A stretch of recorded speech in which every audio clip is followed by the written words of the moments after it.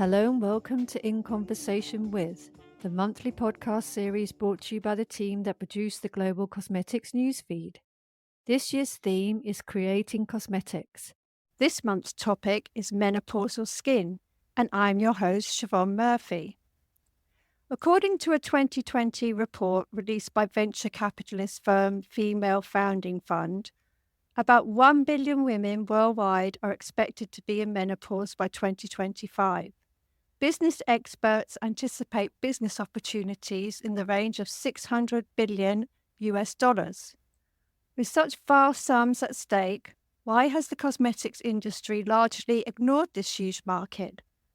Where do the opportunities for future product innovation lie? To help me answer these questions and more, it is my pleasure to introduce you to this month's panel. Hello and welcome back to Harold von der Hoeven, Director of Product Design and Development at CLR Berlin. And joining the panel for the first time, Wizz Selvey, co-founder of Valerie women's healthcare brand, and Susanna Hancock, founder and GenXer. Harold, let's start with you. What are the consumer challenges and moral opportunities for ingredient companies to create products for menopausal skin? There is as you mentioned just now, there is a huge challenge. The cosmetic industry doesn't really focus a lot on postmenopausal women, and for a few reasons, I think. We're going to get to them one by one through the podcast we're now recording. Essentially, first of all, I think the context needs to be clear that basically women spend more or less 1/3 of their lives in a postmenopausal period, and during menopause, skin changes perceivably. So after menopause, skin is definitely different in many aspects than before menopause. So 1/3 of a woman's life, skin is drier than before. There's less sebum being produced, less collagen. The skin is less resilient. It's more fragile, etc. There's a huge impact on quality of life, well-being, I think, from that point of view as well. And a big challenge lies in the fact that now Generation Xers become postmenopausal, or have become postmenopausal for a big part at least, and they are definitely different from the generations before us, I could say, because I'm also a Generation Xer, although I'm not a woman.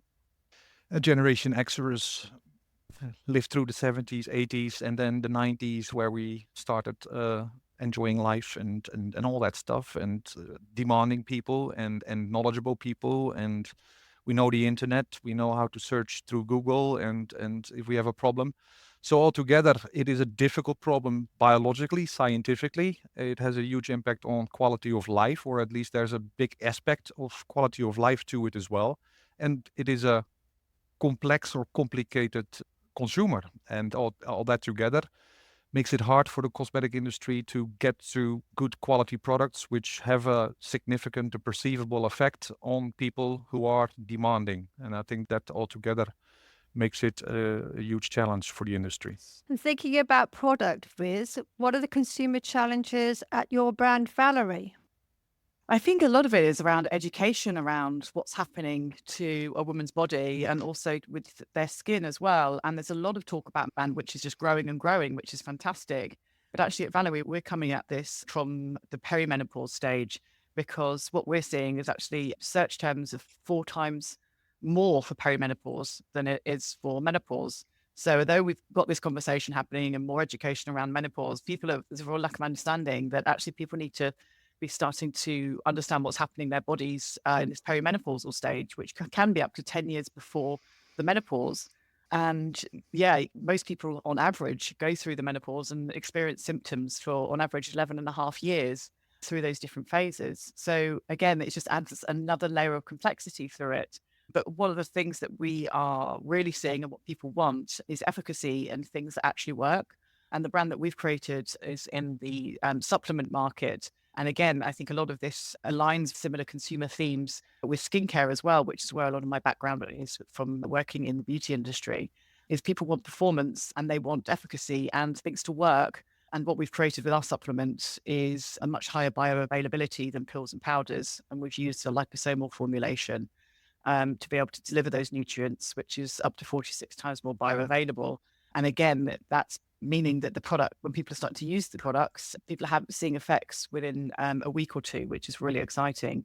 And I think it's just exactly the same in skincare as well. They want something that works for their skin, and also to understand what's changed in their skin and what they need that's different. Indeed. And Susan, what advice do you give brands regarding these consumer challenges? Well, it's interesting because I come to the table as a Gen X perimenopausal stroke menopausal who's been in the whole cycle for 20 years, not about 10 years.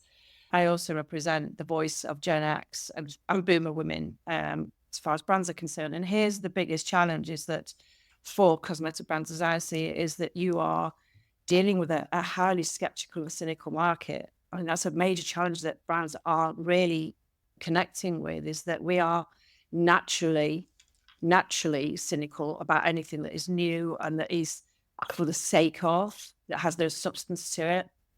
So I think that's point number one. The other thing is that there's this whole issue of choice overwhelm. There is so much product coming into the market anyway. And now that we've slapped on a menopausal sticker to it, there is skepticism around it, because is it a sales tactic or is it real? Because what's missing is education. Because we know who we are, we know exactly what's going on. And I think there's this disconnect between as a woman who is perimenopausal, menopausal, we're just getting hot and sweaty. I think it's both of you have both intimated it goes far deeper than that. So I think the challenge from our perspective as a consumer is that where's the signposting? Where's the help? Where's the engagement piece? Because you put a woman in front of a whole, put her in Selfridges or Havenix or online in a brand, they don't know what they're looking for. And of course, there's no online assistance to do that. So as far as I'm concerned, is interrupting that journey and allowing brands to talk directly to that woman and understand her needs better. So I think that's some real issues that the industry needs. If you look at some of the statistics, is that is 86% of women over 50. Just to go back a step, you're absolutely right. So you're saying earlier that perimenopause is starting earlier now in a lot of women. Now, I've got women, I was 32, misdiagnosed, but there are women who are now 40 plus. Traditionally, it was 50 plus, but 86% of women over 50 want more information on how the products, what's right for them, how should they be used, why should they use them, and what's the investment for it. They want some real evidence rather than something like, we're not falling for the Pantene 3-in-1 menopausal hair product. Everybody knows that's just a con. So I think that's a big issue as far as our community is concerned, or I suppose the consumer.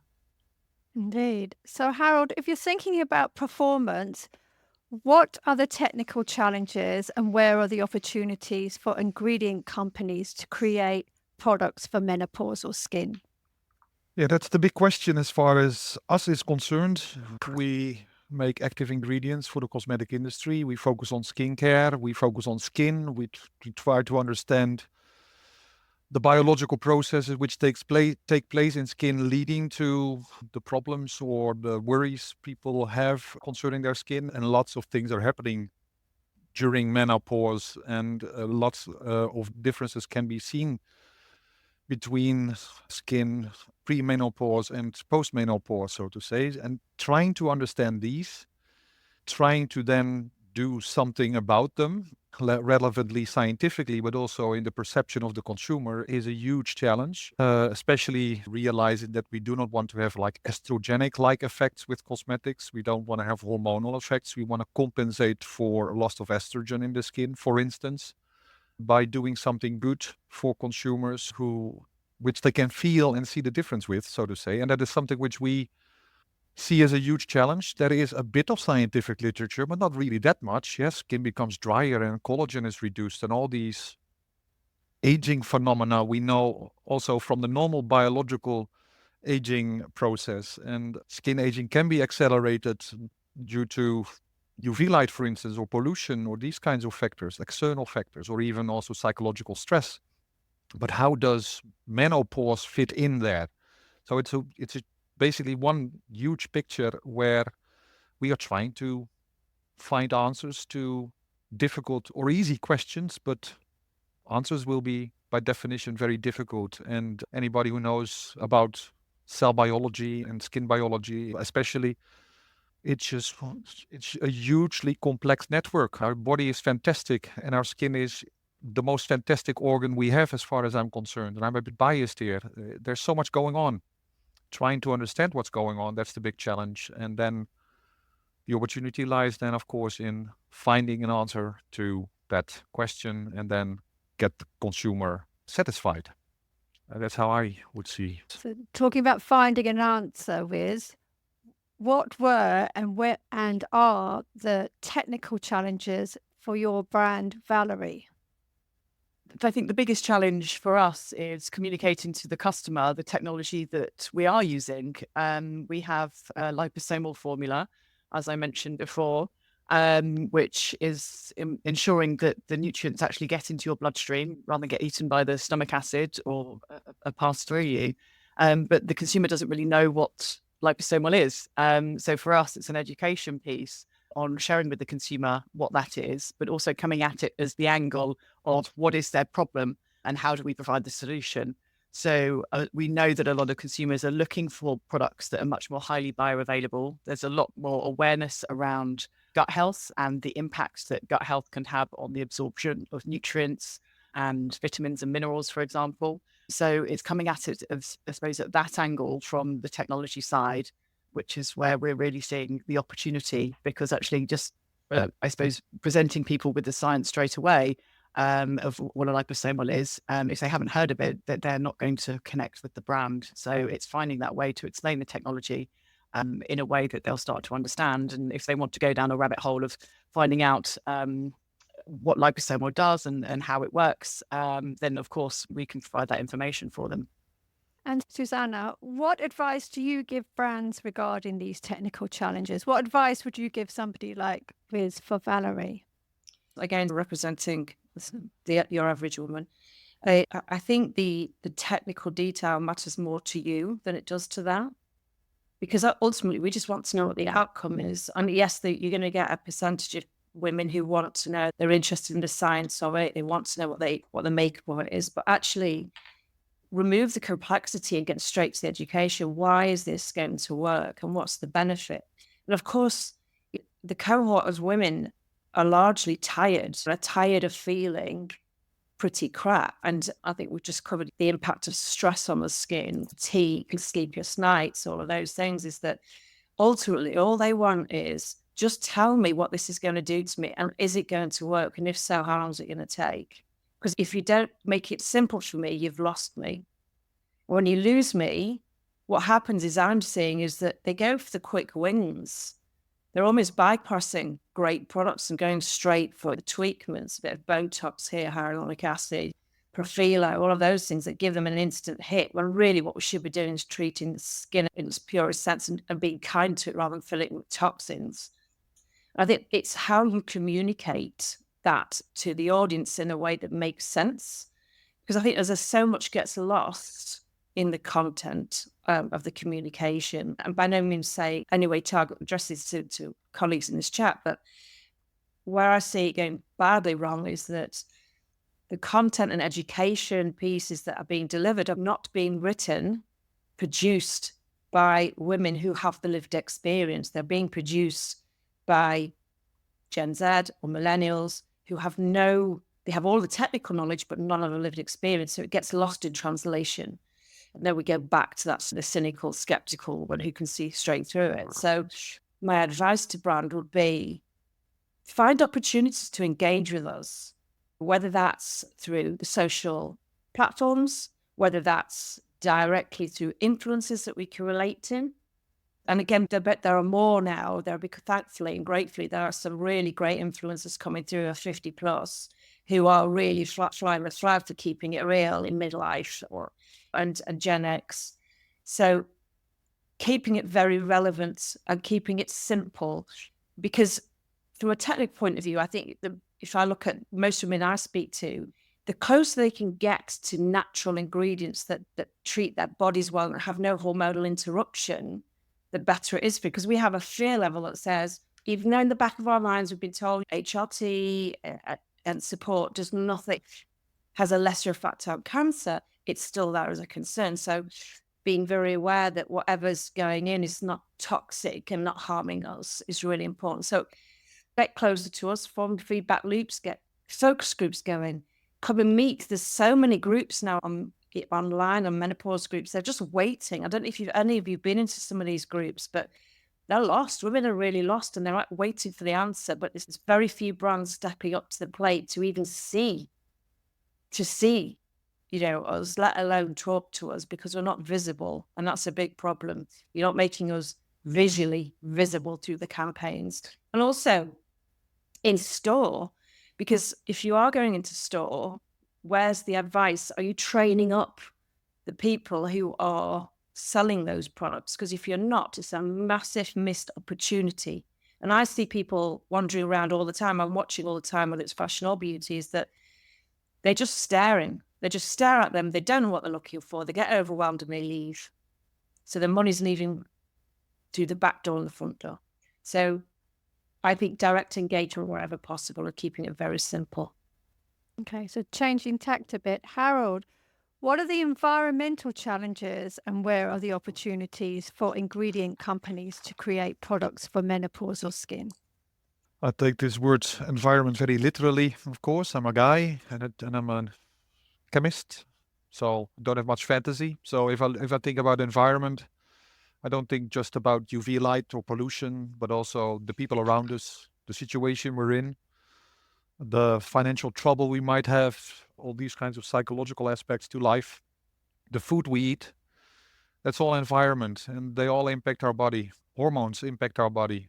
I've lost already a lot of hair. That's hormonal too. Menopause is a hormonal issue, so to say. All these things together, all these issues together accelerate aging. Goes in waves. Psychological stress might be something you suffer from during a few years, and then after that you're fine again. During that wave of psychological stress, you're aging rapidly, or at least more accelerated than you would be if you wouldn't be psychologically stressed, etc., etc. All these things together, if we can understand how these interact with each other, these biological processes which induce the acceleration of skin aging, if we can find common ground between those pathways, that's where I would see the biggest challenge for us in the cosmetic industry. Anybody who thinks about skin and thinks about how skin ages, with which biological processes skin ages. There's lots of very smart people in the industry, not just at CLR, but also in many other companies as well. We should just focus on that for a big part. It is an important demographic, you could say, the postmenopausal woman. It's a huge demographic. There's a big market. We can earn money with it. Sounds cynical, but it's true. Just get to work with it. Although it will never be easy, but really focus on how all these pathways overlap with each other scientifically. And then we'll get to effective products. Only then we'll get to effective products, which are not just a story, but will lead to perceivable effects. And that's something which I really like to stress. The effect we want to obtain for skin should be perceivable. People should see it, feel it in the mirror. They should feel better afterwards. That's essentially what I see as the biggest challenge for us as active ingredient suppliers, but for the whole cosmetic industry. And what were and are the environmental challenges at your brand, Valerie, Wizz? Yeah, I think there's so many different factors. There's the internal and the external environment of a woman. And yeah, it's really, obviously, there's the changes of skin that are very visible, but so much of that comes from internally as well. So what you're putting into your body, the nutrients that you're getting from food, the exercise you're doing, which can also help to balance some of the hormones as well. Obviously supplements, which is what we're focused on, to be able to help from the skin from the inside out, ultimately. But I think there's that holistic side to health as well, and how you're reducing things like cortisol, which is such a strong overriding hormone that comes through. And I think there's a lot more people are a lot more stressed now than they were 20, 30 years ago. And I think that's down to how much exposure everybody has to information every day, and whether that's the stimulation that we have from devices and advertising and we're consuming so much more information, which is going to have a natural stress effect, as well as everything else that's going on with somebody's body as well. So there's a lot of different factors around the environment of a woman that needs to be thought about. And for us, it's educating women on how else they can help themselves, other than just taking a supplement or going on HRT. It's what all of those kind of lifestyle factors that they can start to consider, and whether that's from exercise and holistic therapies, reducing stress levels. And it's all very easy to say that, but it can be much harder to implement. But also, how do people put more boundaries in place with potentially work or with families, so they actually get that time for themselves as well, to be able to reduce things like stress and have time to process what's going on with them. And thinking about the environment of a woman, Susanna, what advice do you give brands regarding these challenges? I have to agree very much with what you've just said. And I think this blended and balanced approach to a holistic view of how we're managing this journey. And I've had a real interest in biohacking for some time now. And it's interesting you mentioned Wizz making more time for themselves, but that's the big problem. It's a huge problem, because for women, making time for themselves at this generation, which kind of seems a little bit, it's what you would expect, because at 50, let's talk about 50 plus as menopausal, is that we expect potentially those women, when we'll talk at women who've had children, is that those children have now gone away, they've left the home, we're empty nesters, we're coming back into our careers, we're able to put more time into our careers, except that the invisible generation, as we're known as, is also the sandwich generation, which means that as one set of caring responsibilities goes out of one door, the next comes in, and that's our parents, aging parents. So the concept of time for ourselves, if you mention that to a group of women of our age, they'd laugh, because it's a concept, it's not a reality. So rising us away in a way that gives us something is really needed and desirable. And if brands can create those situations, then women will come. There's often any excuse to have that time, but unless we're made to feel, that the approach is there, it won't happen. So I think for taking another view on the environment and again, environmental in its truest sense, is that we look at, I think I mentioned just earlier about use of chemicals and parabens. We don't want to hurt our skin, nor do we want to hurt the planet. We're very aware of our environment and we're very precious about it. And that's largely because at our time in life is that we've got less in front of us than we have behind us. So we don't just think about ourselves, we're thinking about the next generation up. So it suddenly becomes very much more important, the whole concept of environmental protection and controls and winning that ourselves. And then if we look at product, because you look at beauty industry, as the fashion industry does, contributes hugely to waste and land waste. You think, well, how do we avoid that? And one of the things I was talking to about brand recently was, at this stage, especially our skin's changing, yet we want to use less product on it. So again, it's counterintuitive, because if you look at all the influencers online and on the socials, we're all about layering now, 25 different products to get to that end solution. And actually all we want is probably 2 or 3. So is this, as a question to brands, can we create multi-use products? I saw an oil recently, which was as good for the hair as it was for the face, as it was for the body, as it was to ingest. So is that an opportunity going forward, that we look at products to be more than just a single-use product? Therefore, we reduce the impact on the load on the planet, but also on our skin, and we make it easier. So it's a kind of a win-win. So I think, again, in terms of brands, it's a simplicity route. We want less, not more. We want, if we're going away, so we want 1 little bag of products, not 20. Supplements, again, it's a very confusing market. There's so many supplements in the market. And then again, there's this contradiction of what's right, what's not right. One educator will say that, well, then it needs to be contradicted by somebody else. So it's a very confusing time for a set of people whose brains are literally frying, because again, the menopause it really impacts the brain and its capacity to make decisions and cognitively think through things. So from an environmental point of view, again, if I go back to supplements, it's allow us to try with the education piece and come to the table with you? And why not involve us in it as well? That would be really, really useful. Indeed. And thinking about all this confusion, Harold, what are the regulatory challenges and where are the opportunities for ingredients companies to create products for menopausal skin? I think there are two aspects of looking at, let's say, regulatory. If you look at skincare and the skincare market and how saturated it is and how difficult it is for brands to stand out in that market, it's partly self-regulatory, I would say, from the point of view of effectiveness or efficacy. If a product works for the consumer, in the perception of the consumer, the likelihood of this product becoming or being successful is higher than when the product doesn't work in the perception of the consumer.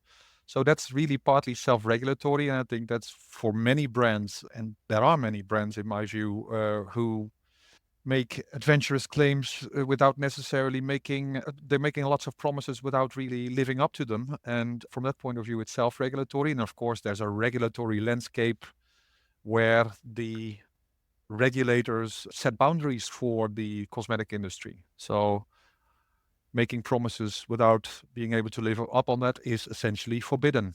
If you make a claim, you need to make sure that the claim is true with studies, etc., etc. So there is a claims legislation, and that claims legislation, the European claims legislation, as far as I understand, it still stands and will probably continue to stand in post-Brexit UK. And in the UK especially, the regulatory situation is pretty strict. The Advertising Standards Authority is relatively active and make sure to live up to your claims. That's the thing which I would say to this question. That's why I think it's so important for us, especially as active ingredient suppliers, to understand skin, to make sure and understand the consumer and the consumer concerns, and then bridging that gap between that hardcore science of cell biology with, let's say, the psychological sciences or the sociological sciences, consumer perception, consumer behavior. And that is a huge aspect for the industry. And it's easy to sell a product based on fluff, you could say, just nice words, beautiful packaging and all that stuff. But will that lead to a sustainably successful product? I don't think so. And what were and are the regulatory challenges at your brand, Valerie, Wizz? I think it's less about the challenges. It's more about how we communicate what we're doing to the customer in a way that they're understanding and where they're at and what their needs are. Obviously, we work with the manufacturer and our product has 76 European health claims that we can talk about. But then it's also then how do we link to those claims and provide content and education to customers around those claims, which are around those problems that they're potentially experiencing so they can understand what those benefits are. So there's educating on that kind of that science and that, I suppose, being a leader in content, really, because we're putting content and community at the heart of our strategy. But then also how what we're doing a lot of is getting customer feedback through forums, through reviews, through our community WhatsApp groups as well, because it's really important to get that two-way conversation. And again, it's a balance of having, you obviously have to have all of those regulation claims behind a product. But what's really powerful is women hearing from other women that were in the same situation from them as well. So I think it's really about balancing both. And a consumer will buy in different ways. A lot of consumer purchases are very emotive. So if someone can see or hear from another woman that's experienced those problems, and then there's also that trust behind the product as well from a regulation point of view, which is obviously a given that has to happen if you're selling anything. It is getting that balance so that customer can see that there's a solution for them. And Susanna, you kind of touched on it earlier, but what advice do you give brands regarding these regulatory challenges? I'm going to agree with Wizz again, because I think, Wizz, you sound like you're doing all the right things and doing more than a lot of brands are, which is a focus on education and community. And I think it's that word community, because we're largely self-regulated, and it doesn't matter what's on the label, because if your friend turns around and says, you don't want to use that, this is what happened to me, even though her skin might be really different to mine, I'm listening to her. And you'll have seen this was, I guess, in your WhatsApp groups and your community, is that really if we think about the most powerful forms of influence as a consumer, it's not necessarily influencers you'd see on Instagram or wherever. It's our peers. We want to, we're much happier, feel more confident taking advice from the people in our circles than we are from somebody on a screen we don't know. So brands to do exactly what Wizz is doing, which is to start focusing on community, build the community and listen. It's not complicated. And I hear the words trial, we're going to try and get a bit closer to this and that. It's actually not very difficult at all, because all you've got to do is sit down with women in a group and just listen. Because there were in a group of 20 women, there will be 20 different stories. And yet we're all labeled with the same menopause badge. Ultimately, we're women going through a very natural stage of life that has been commercialized now, and we're very aware of it. So I think the education piece is really important to start busting away this cynicism about you're just trying to flog me something, because it's something new to add into the market of a load of other stuff that doesn't actually work. And by building your audiences, build your community, and then give them the product, I would say that power of the word of mouth almost guarantees that you keep people longer. There's a reason my network marketing companies work so well. It's because it's the power of the network and referring people through word of mouth and trying things out. And I think the challenge has been largely, again, I don't know if Wizz agrees with this, is that so much of what we're trying to do, or that brands are trying to do, is through the screen. And yet beauty products is a physical product. It's something that you have to touch and feel and experience. So how do you do that through a screen? The answer is really difficult to do.